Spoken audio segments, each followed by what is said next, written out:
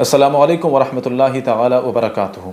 फिर से मुफ्ती सलमान अज़हरी साहब को 5 दिन की रिमांड पर दे दिया गया है। 17 तारीख को पेशी होगी और हमें उम्मीद है इंशाअल्लाह फिर ज़मानत मिल जाएगी। लेकिन अगर एक आम इंसान भी इस मामले पर गौर व फिक्र करे तो उसको ये अंदाज़ा हो जाएगा ये आम चीज़ नहीं है, बल्कि बाकायदा एक लंबी चौड़ी साजिश है।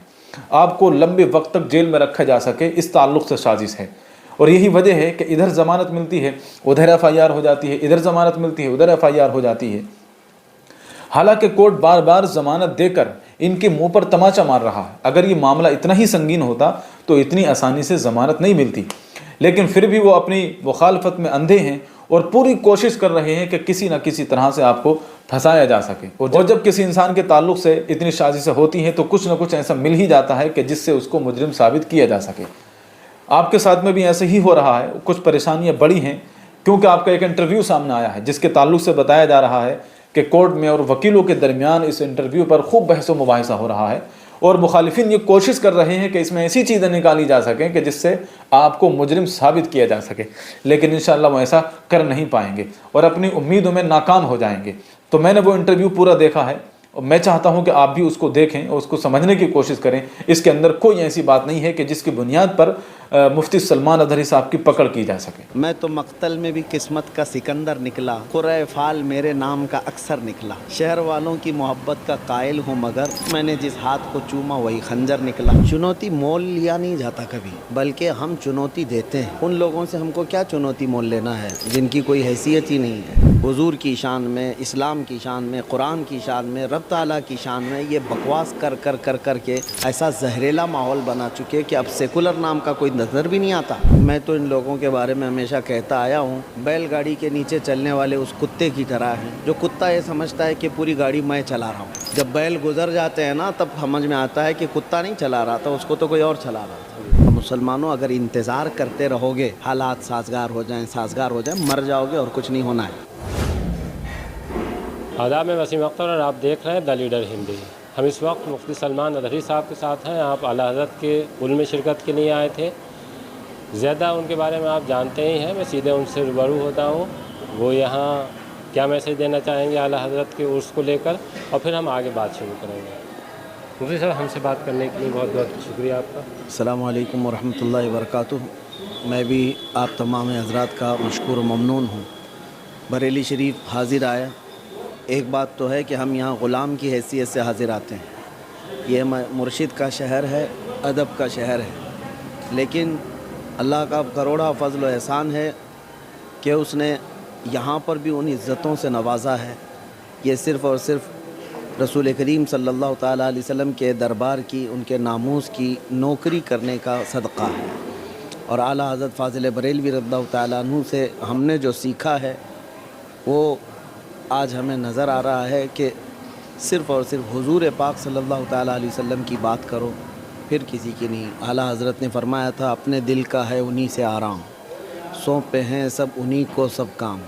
लो लगी है कि अब उस दर के ग़ुलाम चाह रहे दर्द रज़ा करते हैं। तो आला हज़रत का जो मिशन था वो आज हमें यहाँ पर लेकर के चलना है। बरेली शरीफ में मैंने देखा अल्हम्दुलिल्लाह लाखों का हुजूम, कोई गली कोई सड़क खाली नहीं है और सारे दीवानगाने इश्क़ रसूल मचलते हुए खिराज अक़ीदत पेश करने आए थे। मुझे रूहानियत में काफ़ी इजाफ़ा महसूस होता है। मुफ्ती साहब, जैसे देखा ही गया है कि कई ऐसे मामले आए कि जैसे आप दीन पे ज़्यादा आपका फोकस रहता है और आप जो राहें रोशन करने वाला काम करते हैं, जो सही बात होती है वो बताते हैं, लेकिन बीच बीच में इस तरह के मामले भी आए कि जैसे बागेश्वर धाम से जुड़ा हो। इसके पीछे मकसद ये रहा कि जो गलत चीज़ें हो रही हैं उनको ठीक करना है, या ऐसे लोगों से आपको चुनौती मोल लेने में मज़ा आता है? देखिए, चुनौती मोल लिया नहीं जाता कभी। ये बात हो ही नहीं सकती कि आदमी कोई जो है ज़बरदस्ती की चुनौती मोल लेता हो, बल्कि हम चुनौती देते हैं। उन लोगों से हमको क्या चुनौती मोल लेना है जिनकी कोई हैसियत ही नहीं है। हाँ, अगर ताकत व क़ुव्वत और हुकूमत के बलबूते अगर कोई चीख रहा है, पुकार रहा है और भड़काऊ बातें कर रहा है तो ये कोई कमाल की बात नहीं। मैं तो इन लोगों के बारे में हमेशा कहता आया हूँ, बैलगाड़ी के नीचे चलने वाले उस कुत्ते की तरह हैं जो कुत्ता ये समझता है कि पूरी गाड़ी मैं चला रहा हूँ। जब बैल गुजर जाते हैं ना तब समझ में आता है कि कुत्ता नहीं चला रहा था, उसको तो कोई और चला रहा था। ہاں تو یہ جو ہے کسی کی پشت پناہی اور کسی کی مدد لے کر کے اگر چیختے ہیں چلاتے ہیں بھونکتے ہیں تو یہ مجھے لگتا ہے یہ چنوتی نہیں ہے، یہ صرف برساتی پر ہے جو موسم کے ساتھ غائب ہو جاتے ہیں۔ الحمدللہ ہم اصولوں کے ساتھ قائم ہیں، ہم نہ کسی کو چھیڑنے کا مسلک رکھتے ہیں، نہ کسی کے ساتھ آج تک ہم لوگوں نے اس طرح کے خرافاتی ماحول بنانے کی کوششیں کی ہیں۔ آج جو کچھ بھی آپ دیکھ رہے ہیں ہمارے جذبات، مجھے سمجھ میں آ رہا ہے آپ سوال ہی کیوں کر رہے ہیں کہ چنوتی لینے میں آپ کو مزہ آتا ہے، یہ جذبات اب بچا کچھ بھی نہیں۔ جس آدمی کا جس کا سب کچھ آپ نوچ لیں اب بھی کیا وہ نہ بولے، کیا ابھی بھی خاموشی اختیار کرے؟ حضور کی شان میں، اسلام کی شان میں، قرآن کی شان میں، رب تعالیٰ کی شان میں یہ بکواس کر کے ایسا زہریلا ماحول بنا چکے کہ اب سیکولر نام کا کوئی نظر بھی نہیں آتا۔ تو اب اتنا سب ماحول جب کریٹ کیا گیا ہو تو کیا میں اپنے قوم کی طرف سے، اپنی کمیونٹی کی طرف سے اتنا بھی نہیں بول سکتا حق بات کہ دین اسلام یہ آج کل کا لایا ہوا دین نہیں ہے؟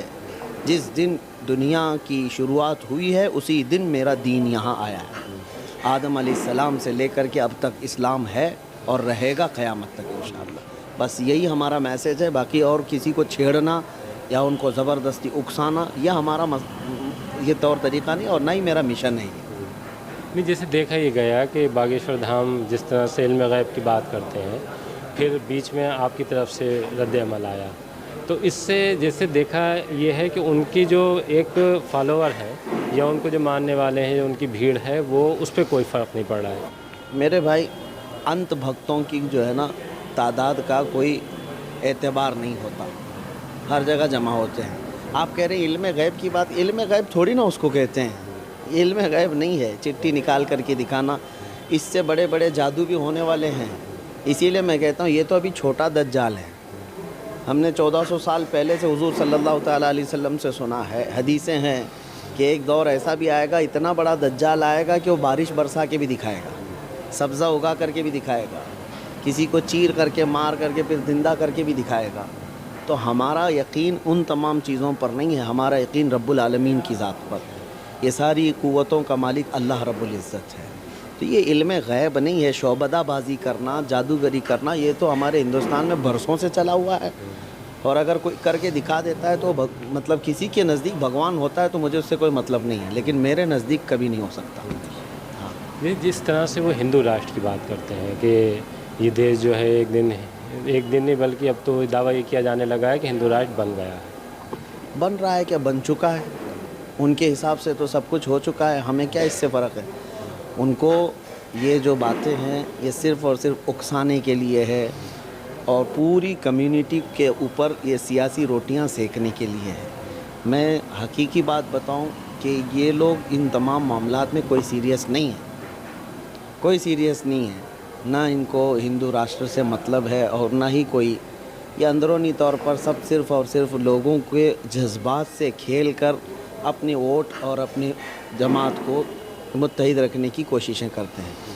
اور میں تو یہی کہتا ہوں آج بھی ہمارے لیے تو یہ بات ہے کہ ہم تو ٹوٹی پوٹی جماعت کے ہیں، 14% تمہاری تعداد کے حساب سے ہندوستان میں ہیں، لیکن پھر بھی اپنی قوم کو، تمہاری پوری قوم کو ڈرانے کے لیے ہمارا ہی نام استعمال کرنا پڑتا ہے۔ ہاں کچھ بات تو ہے کہ مٹتی نہیں ہستی ہماری، صدیوں رہا ہے دشمن دور زماں ہمارا۔ ہاں تو یہ ہمارے لیے کوئی مسئلہ نہیں ہے، وہ اس طرح کی بہت ساری باتیں بہت برسوں سے آئی ہیں، آتی رہیں گی، لیکن اسلام پہلے بھی اسی طرح لہلہاتا تھا، ہے اور رہے گا انشاءاللہ۔ جیسے ہر طرف سے یہ آواز آ رہی ہے کہ ماحول جو ہے، حالات ہیں، وہ سازگار نہیں ہے، لیکن ان کا حل کیا ہے؟ یہ جملہ جو ہے نا، آپ اپنے باپ سے، اپنے دادا سے بھی پوچھے ہوتے نا تو وہ بھی یہی کہتے ہیں، ان کے زمانے میں بھی حالات سازگار نہیں تھے۔ ان کے داداؤں سے بھی پوچھے ہوتے تو وہ بھی یہی بولتے حالات سازگار نہیں تھے۔ تو یہ جو ہے نا 1400 سال سے یہ جملہ تو چلا آ رہا ہے، حالات سازگار نہیں تھے۔ آج آپ کہہ رہے ہیں حالات سازگار نہیں تھے، کربلا کے میدان میں کیا حالات سازگار تھے؟ حضور پاک صلی اللہ تعالیٰ علیہ وسلم جب بدر کے لیے نکلے تھے حالات سازگار تھے؟ احد کے میدان میں کیا حالات سازگار تھے؟ حالات کے سازگار ہونے کا یہ جو مسئلہ لوگوں کے دماغ میں ڈالا گیا ہے، مسلمانوں کو میں نکالنا چاہتا ہوں کہ نکالو۔ ستیزہ کار رہا ہے ازل سے تا امروز، شرار ابو لہبی سے چراغ مصطفی۔ ہمیشہ یہ حق و باطل کی جنگ چلتی رہی ہے، اور ہم جو ہے اس مسلک کے ماننے والے ہیں کہ ہم کوانٹیٹی نہیں دیکھتے، کوالٹی دیکھتے ہیں۔ ہاں، حضور پاک صلی اللہ تعالیٰ علیہ وسلم کے سپاہی ایمان اور یقین کے ساتھ رہتے ہیں، وہ تعداد پہ، اسباب پہ اور یہ تمام ساز و سامان پہ بھروسہ کر کے نہیں جیتے۔ آج بھی جو آپ کہہ رہے ہیں حالات سازگار، یہ ہر زمانے میں حالات سازگار ہمارے لیے رہے ہی نہیں، کبھی نہیں رہے، حالات سازگار کبھی نہیں ہوں گے۔ اور اسی لیے آپ کو اور دوسرے لوگوں کو میں میسیج یہ دینا چاہوں گا، مسلمانوں اگر انتظار کرتے رہو گے حالات سازگار ہو جائیں، مر جاؤ گے اور کچھ نہیں ہونا ہے۔ گاڑی چلانا سیکھنا ہے تو ٹریفک میں ہی چلانا ہوگا، سیکھ جاؤ گے، اور انہی حالات میں آپ کو چل کر کے بتانا ہے کہ ایمان کی طاقت کیا ہے۔ نہیں، جیسے کیا مطلب نہیں سمجھ پایا کہ کیا مسلمان میں نے کریں؟ میسیج یہی دیا ہے آپ کو، حالات سازگار ہونے کا دعویٰ، یہ جو نعرہ ہے اس کو ذہن سے نکالو، اور یہ کبھی سازگار نہیں ہوں گے ہمارے لیے۔ انہی حالات کے درمیان ہم کو ہمارے ایمان کے ساتھ جمے رہنا ہے، ہمیں ہمارے اخلاق کو چھوڑنا نہیں ہے، ہمیں حضور پاک کی سنتوں سے دور ہونا نہیں ہے۔ آندھیاں آ جائیں، طوفان آ جائے تو کیا آپ اپنا گھر چھوڑ کے بھاگ جائیں گے؟ اسی طرح سے اگر آج حالات سازگار کے طور پر آپ سمجھ رہے ہیں تو آپ کو نہ دین سے ہٹنے کی ضرورت ہے، نہ حضور کے اخلاق سے ہٹنے کی ضرورت ہے۔ آج بھی حضور کے اخلاق پر قائم رہو، حالات آئیں گے اور بدل جائیں گے انشاءاللہ۔ لیکن پولیٹیکل اس کی بات ہو رہی ہے کہ جس طرح سے پولیٹیکل ایک ماحول بنا ہے، اس کو لے کر تمام طرح سے سوال کھڑے کیے جا رہے ہیں، اور ہر طرف سے یہ آواز آ رہی ہے کہ شاید یہ ماحول اب بدلے گا نہیں۔ آپ کو اگر میں بتاؤں، یہ پولیٹیکل ماحول اتنا بنایا گیا ہے، ایسا ہو گیا ہے، زہر ہو گیا ہے، ٹھیک ہے، آپ نے تاریخ پڑھی ہے؟ چنگیز خان سے زیادہ تو حالات خراب نہیں کیے گئے ہوں گے ابھی، ہلاکو۔ بالکل مفتی صاحب نے اس میں صحیح بات کہی ہے، اور مسلمانوں کو جاگنے کی بات کہی ہے، بیدار ہونے کی بات کہی ہے۔ بس یہی بات ان کو کھلتی ہے، یہ چاہتے ہیں بس اس طرح کی بات کرنے والا کوئی نہ ہو، وہ جو زبان اس طرح کی بات کرتی ہے پھر اس کو دبانے کی کوشش کی جاتی ہے، اور یہ مسلسل کوشش کر رہے ہیں۔ مفتی صاحب کے ساتھ میں بھی دراصل یہی ہو رہا ہے، کیونکہ یہ چاہتے ہیں کہ مسلمان سوتا رہے، مسلمان خواب غفلت میں پڑا رہے، اور زمانہ اس کو استعمال کرتا رہے، رو مٹیریل کی طرح اسے یوز کرتا رہے، اپنے اقتدار کی عمارتیں مسلمانوں پر تعمیر کی جاتی رہیں، ان کو زمین میں دھسا دیا جائے، کہیں کوئی وجود نہ ہو۔ اور ایسا ہے، نہ کسی ڈپارٹ میں وجود ہے، نہ پولیٹکس میں وجود ہے، یہی زمانہ چاہتا ہے، اور اس کے خلاف اگر کوئی بولتا ہے تو پھر اس کی زبان دبانے کی کوشش کی جاتی ہے۔ لیکن تاریخ اس بات کی گواہ ہے، علماء حق جب میدان میں آتے ہیں تو پھر ان کی زبان کو دبایا نہیں جا سکتا، چاہے جان کی قربانی دینی پڑے، مال کی قربانی دینی پڑے۔ تاریخ میں یہ بھی ہوا کہ علماء کرام کو پھانسی بھی دی گئی، تختہ دار پر بھی لٹکایا گیا، توپ کے دہانے پر رکھ کر اڑا دیا گیا، لیکن پھر بھی وہ اپنے مشن میں لگے رہے، اور زمانے کو یہ پیغام دے گئے کہ کوئی گل باقی رہے گا نہ چمن رہ جائے گا، پر رسول اللہ کا دین حسن رہ جائے گا، اور نام شاہانے جہاں مٹ جائیں گے لیکن یہاں حشر تک نام و نشان پنجتن رہ جائے گا۔ اللہ تبارک و تعالیٰ سے دعا ہے مفتی صاحب کو جلد از جلد رہائی عطا فرمائے، ہلدوانی کے مسلمانوں کی جان مال آبرو کی حفاظت فرمائے، ہمارے ملک میں امن و سکون عطا فرمائے۔ السلام علیکم ورحمۃ اللہ تعالیٰ وبرکاتہ۔